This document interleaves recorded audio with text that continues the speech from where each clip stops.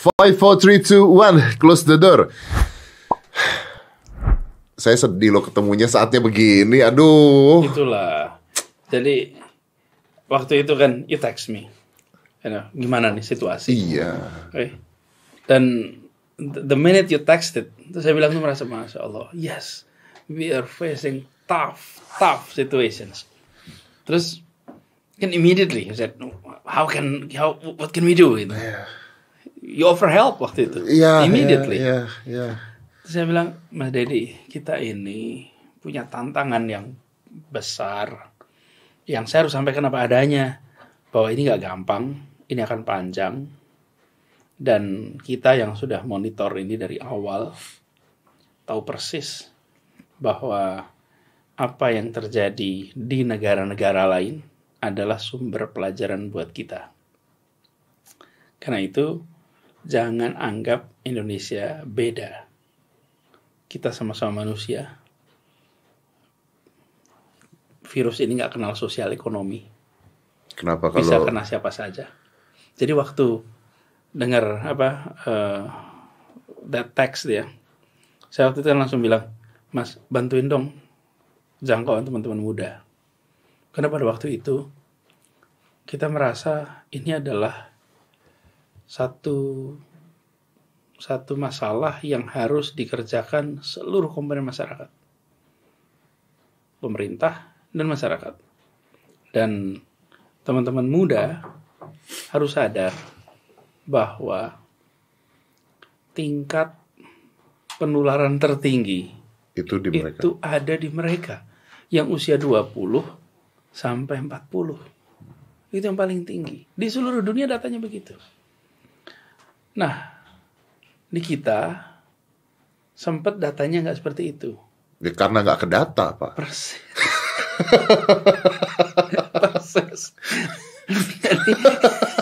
Jadi di mana-mana anak muda yang paling banyak pergi-pergi, paling banyak interaksi, anak muda yang paling banyak tertular. Ya, mungkin karena mereka berpikir bahwa mereka itu kalau kena juga ya paling pusing-pusing doang, tidak akan meninggal seperti orang tua. Mungkin mereka berpikirnya seperti itu. Ya. Itu, jadi mereka tidak merasa bertanggung jawab. Tapi Pak, ini bukan nakutin. Saya punya ada orang saya tahu, saya kenal. Usia 24 tahun, kalau nggak salah, 24 atau 28 tahun. Dia adalah olahragawan, PT, personal trainer, hidup sehat, tidak merokok. Sekarang di ventilator. Aduh, infected ventilator. Iya, infected dan sekarang di ventilator. Artinya nggak ada asma, nggak ada jantung, diabetes. Tidak ada, bersih semuanya. Artinya saya kemarin ketika saya bikin podcast saya mengatakan bahwa oke, ini akan kena yang tua, akan yang begini. Tapi begitu ada beberapa orang yang saya tahu kena seperti itu, saya akhirnya agak berubah pikiran bahwa sometimes kita nggak tahu juga. Ada mungkin yang mereka nggak tahu, dan mereka kena gitu. Betul. Dan mereka kena, dan sekarang di ventilator. Jadi bukan artinya lu muda terus nggak akan kena, terus bebas ngapain dan sebagainya. No, I have a proof. Someone 28 years old, sehat, olahragawan, sekarang di ventilator. Sad story. Very sad. Ini ya, Bunda di kita ini monitor ini sejak Januari. Sejak Januari kita kerjakan. Senyap supaya tidak bikin panik orang. Monitoring apa yang terjadi di sana. Kenapa kita di Jakarta kok melakukan ini semua?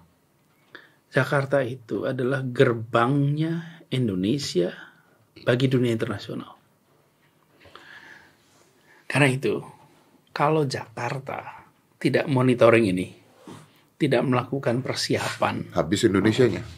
Satu habis Indonesianya. Dan how am I supposed to defend our policy kepada anak-anak saya nanti yang mereka akan tanya, ayah apa yang dikerjakan tuh di periode itu? Nggak bisa. Tapi bukannya Anda disalahin malah, Pak? Ya di awal-awal begitu. Ya kan? Di awal-awal semua bilang Anies nakut-nakutin, Anies membuat masyarakat menjadi khawatir. Sekarang bagaimana tidak khawatir? Ini nih angka di sini nih Mas Dedi. Waktu saya tulis ini 157 kasus. Itu hari Rabu minggu lalu. Minggu lalu 157 kasus ya? Di Jakarta. Oke. Saat ini? Hari ini angkanya udah jadi dalam waktu 1 minggu kita ngeliat 495. 157 hari Rabu lalu, hari ini 495. 3 times, bro. Ya, dan ketika 3 minggu lalu kita ngomong soal ini, bahwa kalau kita relax, angkanya akan lompat luar biasa. Kan itu kita nggak boleh relax. Jadi kita ini ya, ada di awal tanggal 7 Januari, itu kita sudah bisa. Jadi saya bagi 3 fase. Fase pertama, pada waktu itu kita langsung menjangkau pelayanan kesehatan di Jakarta. Jakarta ini ada 190 rumah sakit. Ada klinik, kalau mau klinik soalnya jauh lebih banyak lagi. Kita, waktu itu namanya masih pneumonia Wuhan. Belum ada yang nyebut COVID, corona belum ada. Waktu itu namanya pneumonia Wuhan. Apa yang ingin dilakukan? Beritahu kepada semua rumah sakit, ancaman pneumonia Wuhan, ini indikasinya. Orang-orang yang punya potensi itu seperti apa? Orang baru berpergian di luar negeri. Ada tuh kriterianya semuanya. Yang kemudian kita sekarang kenal namanya orang dalam pemantauan. Ya. Okay? Itu awal Januari kita kerjain. Bahkan kalau tengok lagi ya sekarang, rasanya kayak baru kemarin.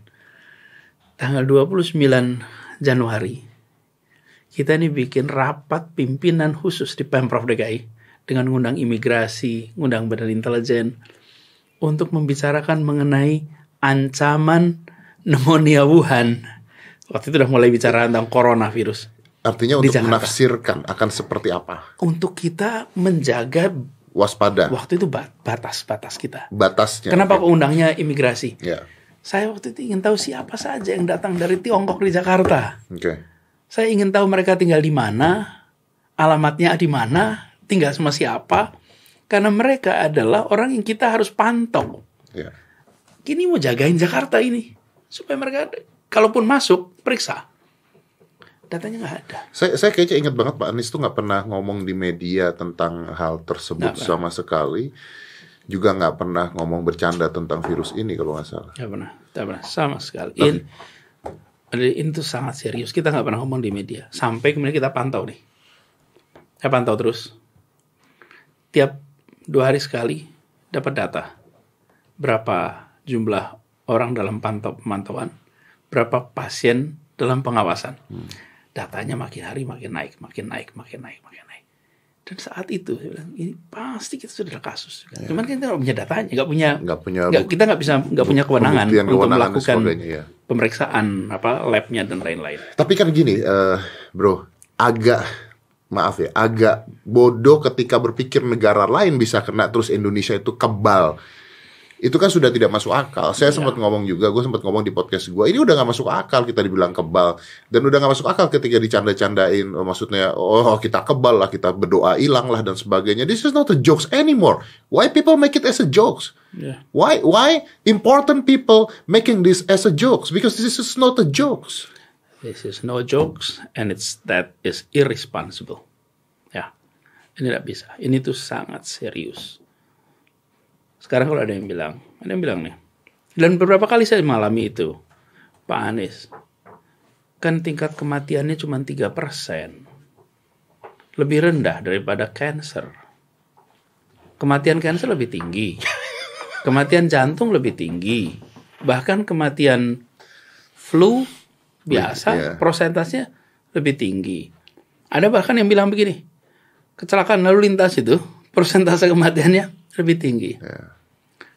Ini jawaban saya, ini bukan soal penyakitnya, ini soal penyebarannya. Banyak orang terlalu lama membicarakan soal penyakitnya.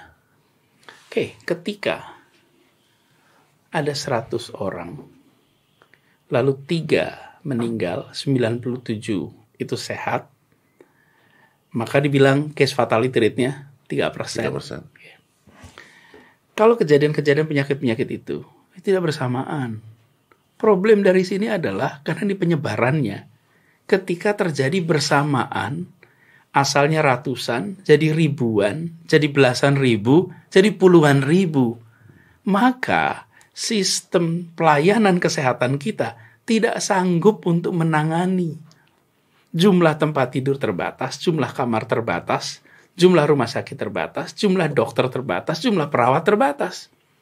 Jadi, bukan soal case fatality rate-nya cuma 3%, tapi kejadiannya bersamaan dalam jumlah yang luar biasa banyak. Dan kita tidak memiliki media untuk menampung hal tersebut. Jelas tidak. Artinya, nggak jadi 3% lagi. Nggak jadi 3% lagi karena tidak tertangani. Oke? Kalau, jadi gini, ada ambang batas di mana sistem pelayanan kesehatan kita bisa melayani. Oke? Ketika jumlah pasien itu meningkat secara mendadak nih kita bicara ya. Okay. Sebutlah supaya gampang hitungnya ya. Sebutlah misalnya gini, di Jakarta kapasitasnya misalnya nih untuk perhitungan sederhana 1.000. Oke? Maka ketika kasusnya ada 50-60 tertangani. Yeah. Naik 500 masih tertangani. Yeah.